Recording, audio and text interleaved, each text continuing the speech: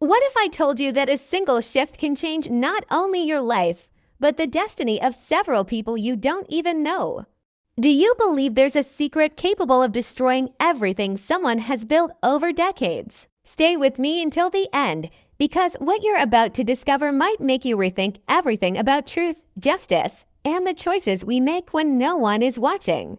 Imagine the scene: an experienced nurse, tired after so many years dedicated to caring for other people's lives, is about to end her last shift. After more than 2 decades wearing the same uniform, walking the same corridors, witnessing births, deaths, and everything in between, she finally leaves. It's just one more night, just a few more hours, and she'd be free. No drama, no complications, nothing but the routine she knows so well. Or at least that's what she thought. But you know how it is, right?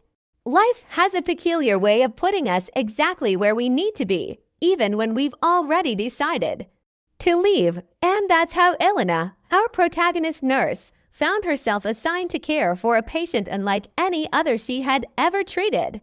He wasn't just another patient. He was a powerful man, surrounded by secrets, wealth, and a loneliness you could feel in the air even before entering the room. Have you ever been through this? That moment when something tells you that nothing will go as planned. That feeling that you're about to discover something that will change everything. That's exactly what Elena felt when she saw the security guards at the door, the oppressive silence of the hallway, and that patient who seemed to carry the weight of an entire world on his shoulders. What she didn't know, and perhaps you can't imagine either, is that inside that room there was more than just a man dying of cancer.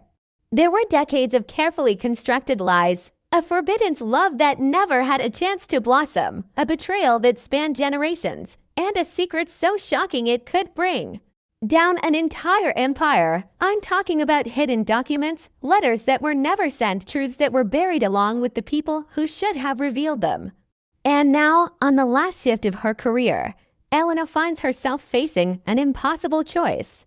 One of those decisions that tests not only what you believe to be right, but who you really are when no one else is watching. Because sometimes the truth isn't just about revealing what's been hidden.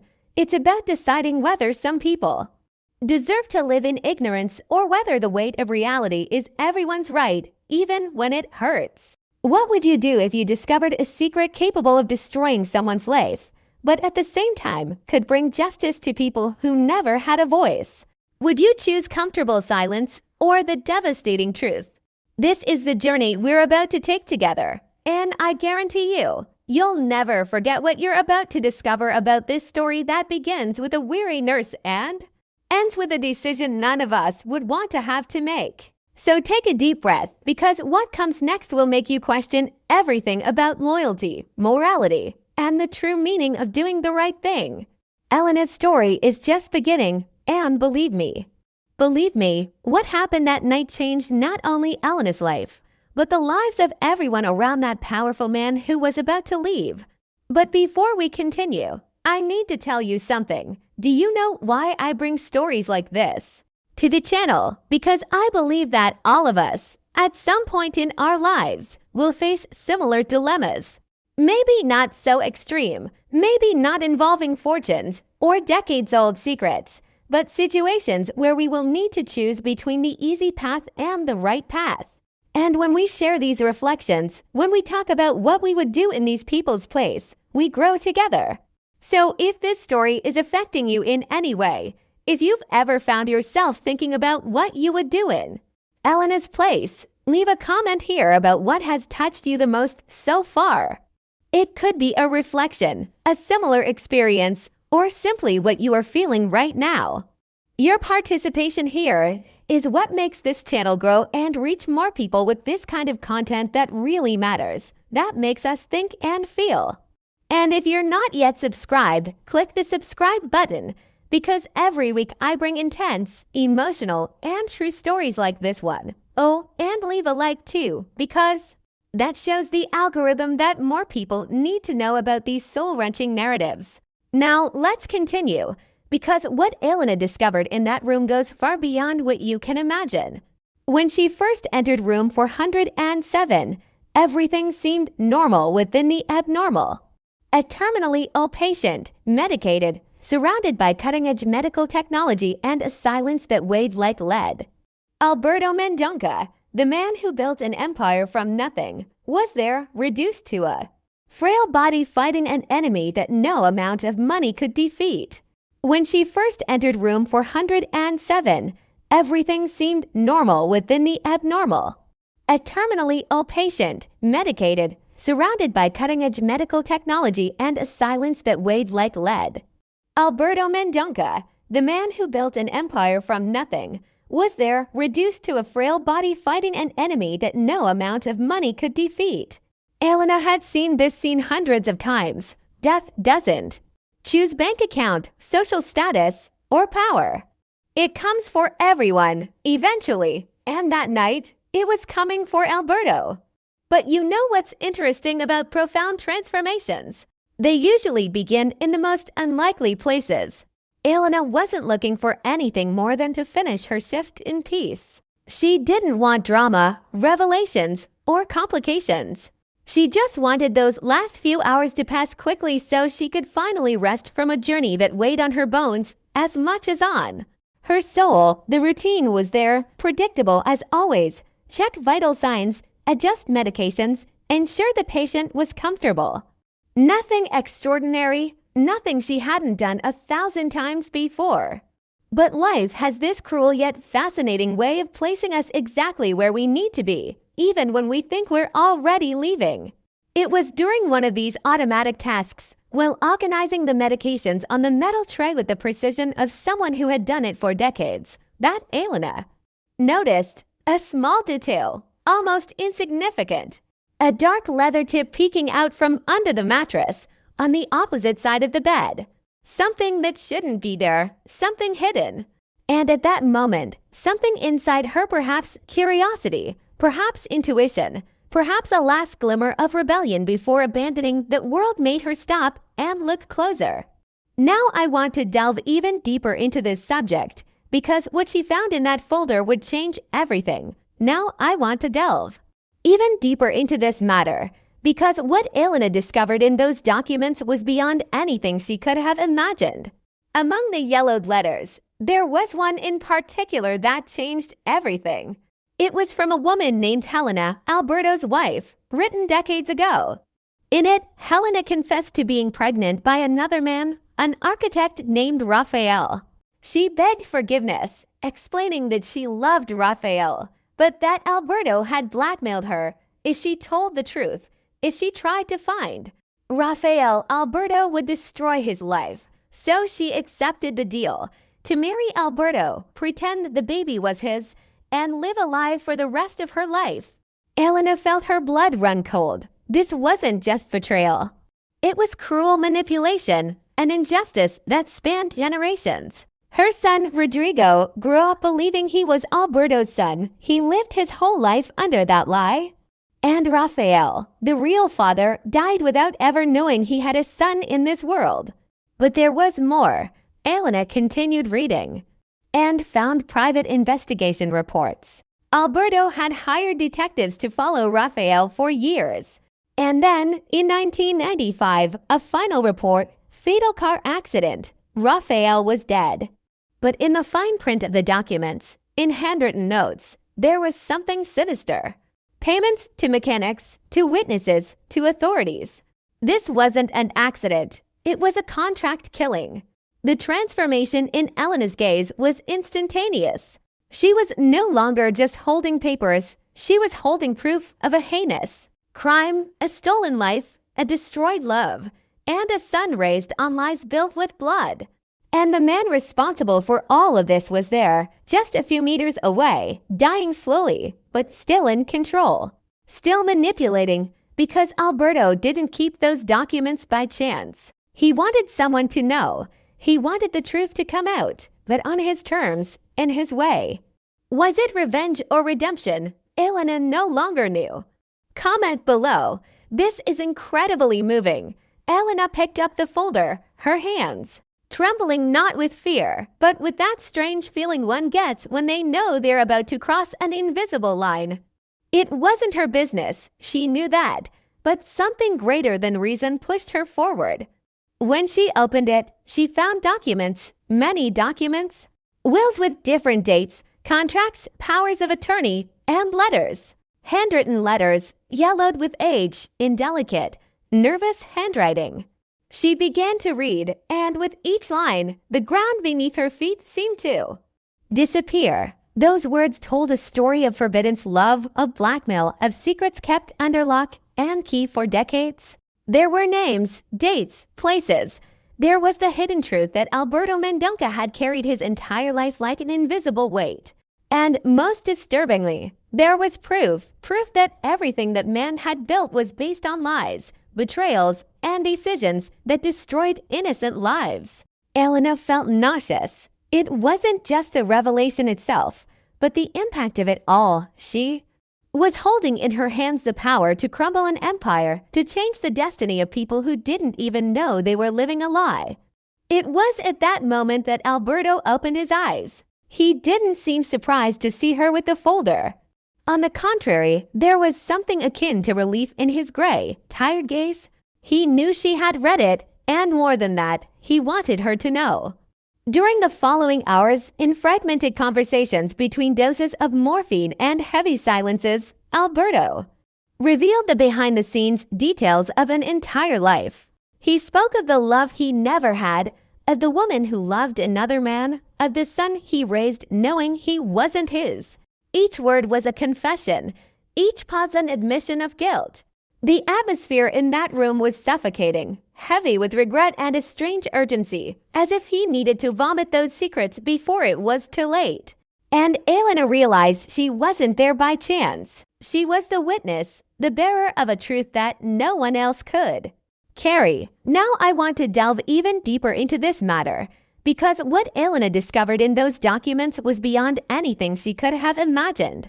Among the yellowed letters, there was one in particular that changed everything. It was from a woman named Helena, Alberto's wife, written decades ago. In it, Helena confessed to being pregnant by another man, an architect named Raphael. She begged forgiveness, explaining that she loved Raphael, but that Alberto had blackmailed her if she told the truth. If she tried to find Raphael, Alberto would destroy his life. So she accepted the deal to marry Alberto, pretend the baby was his, and live a lie for the rest of her life. Elena felt her blood run cold. This wasn't just betrayal. It was cruel manipulation, an injustice that spanned generations. Her son, Rodrigo, grew up believing he was Alberto's son. He lived his whole life under that lie. And Raphael, the real father, died without ever knowing he had a son in this world. But there was more. Elena continued reading and found private investigation reports. Alberto had hired detectives to follow Raphael for years. And then, in 1995, a final report, fatal car accident. Raphael was dead. But in the fine print of the documents, in handwritten notes, there was something sinister. Payments to mechanics, to witnesses, to authorities. This wasn't an accident. It was a contract killing. The transformation in Elena's gaze was instantaneous. She was no longer just holding papers. She was holding proof of a heinous crime, a stolen life, a destroyed love, and a son raised on lies built with blood. And the man responsible for all of this was there, just a few meters from her, dying slowly, but still in control. Still manipulating, because Alberto hadn't kept those documents by chance. He wanted someone to know. He wanted the truth to come out, but on his terms, in his way. Was it revenge or redemption? Elena no longer knew. Elena spent the rest of the night in that armchair beside the bed, watching Alberto sleep and wake in irregular cycles. Every time he opened his eyes, he repeated the same thing. Rodrigo deserves to know the truth. You deserve to know who your real father was. But Elena couldn't stop thinking about the consequences. What would that revelation do to Rodrigo? A 45-year-old man with a family, children, an entire life built on an identity that was now proving false.